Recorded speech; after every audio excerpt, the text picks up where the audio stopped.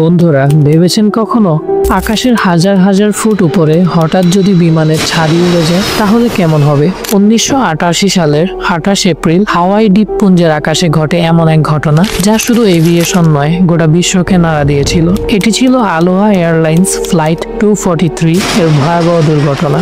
আজকে আমরা জানবো কিভাবে একটা ছোট্ট ফাটল বদলে দিল আকাশের ইতিহাস, যাত্রীরা কেমনে লড়াই করেছিল মৃত্যুর সাথে, আর পাইলটরা কিভাবে অসম্ভব সম্ভব করলেন। দিনটা ছিল বৃহস্পতিবার, দুপুর 1টা বাজতে চলেছে। হাওয়াই দ্বীপপুঞ্জের ব্যস্ত এয়ারলাইন্স আলোহা এয়ারলাইন্সের একটা ছোট্ট বিমানে উঠেছেন 90 জন যাত্রী এবং 5 জন ক্রু। এটা ছিল একটি রুটিন ফ্লাইট, মাত্র 35 মিনিটের ভ্রমণ হিলো থেকে হনলুলু। কিন্তু প্লেনটির বয়স ছিল 19 বছর। এটিকে প্রতিদিন গড়ে 6 থেকে 8 বার আকাশে উড়ানো হতো, মানে ল্যান্ডিং আর টেক অফ মিলিয়ে প্রচুর চাপ সহ্য করতে হতো প্লেনটি। যাত্রীদের মধ্যে বেশিরভাগই ছিল অফিসের কর্মী, পর্যটক আর স্থানীয় মানুষ। কেউ ফিরছিলেন বাড়ি, কেউ যাচ্ছিলেন কাজের জন্য। সবার চোখ মুখে ছিল নিশ্চিন্ত ভ্রমণের আনন্দ। যাত্রার আগে এক নারী লক্ষ্য করেছিলেন প্লেনের বডিতে একটি ছোট্ট ফাটল। তিনি ভাবলেন, এত বড় এয়ারলাইন, নিশ্চয় সব ঠিক আছে।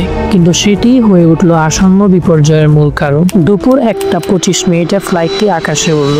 উড্ডয়নের কয়েক মিনিট পর যখন বিমানটি প্রায় 24,000 ফুট উচ্চতায় পৌঁছেছে, হঠাৎ এক ভয়ঙ্কর বিস্ফোরণের মতো শব্দ হলো। এক মুহূর্তে বিমানের ককপিট থেকে যাত্রী কেবিন পর্যন্ত সব কেঁপে উঠল। মানুষ ভেবেছিল হয়তো বোমা বিস্ফোরণ হয়েছে, কিন্তু না, আসলেই ভয়ঙ্কর কিছু ঘটেছিল।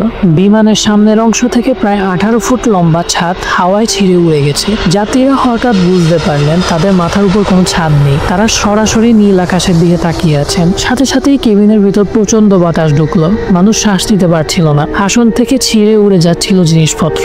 তাপমাত্রা মুহূর্তেই নেমে গেল 45 ডিগ্রিতে।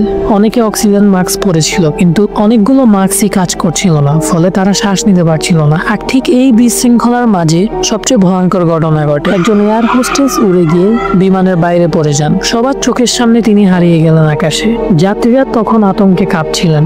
কেউ আসনে শক্ত আঁচল ধরে রেখেছিলেন, কেউ বা প্রার্থনা করছিলেন জীবনের শেষ মুহূর্তের জন্য, কেউ আবার চোখ বন্ধ করে বসে পড়ছিলেন, ভাগ্যের হাতে নিজেকে ছেড়ে দিয়েছিলেন। কেবিনের মধ্যে শব্দ এতটাই প্রবল ছিল যে কারো কণ্ঠ শোনা যাচ্ছিল না, শুধু ভয়ের আত্মচিৎকার আর প্রচন্ড বাতাসের গর্জন। কিন্তু ঠিক সেই মুহূর্তে ককপিটে দুজন নায়ক লড়াই চালিয়ে যাচ্ছিলেন, ক্যাপ্টেন রবার্ট শর্স্টেড আর ফার্স্ট অফিসার মিশেল হর্নব্লি।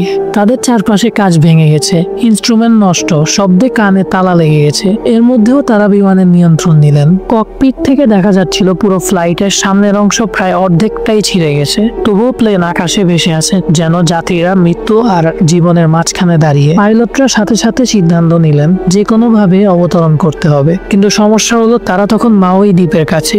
দ্বীপটির মাঝখানে 10,000 ফুট উঁচু একটি পর্বত। তাদের চারপাশে কোনো পথ নেই, শুধু সমুদ্র আর পাহাড়। কিন্তু অলৌকিক দক্ষতায় ক্যাপ্টেন শর্স্টেড প্লেনটিকে ঘুরিয়ে নিয়ে গেলেন মাউই এয়ারপোর্টের দিকে। ল্যান্ডিং গিয়ার ঠিক মতো কাজ করছিল না, প্লেনের শরীর কাঁপছিল প্রতিটি মুহূর্তে। যাত্রীরা তখন প্রার্থনা করছিলেন হয়তো আর নামা সম্ভব হবে না। দুপুর 1টা 58 আলোহা ফ্লাইট 243 মাউই এয়ারপোর্টের রানওয়েতে গিয়ে ভয়ঙ্কর শব্দে অবতরণ করলো। চাকা মাটিতে লাগতেই প্লেনের দেহ কেঁপে উঠলো, কিন্তু শেষ পর্যন্ত থেমে গেল। 90 জন যাত্রীর মধ্যে অলৌকিকভাবে সবাই বেঁচে গেলেন, শুধু সেই এক এয়ার হোস্টেস প্রাণ হারিয়েছিলেন।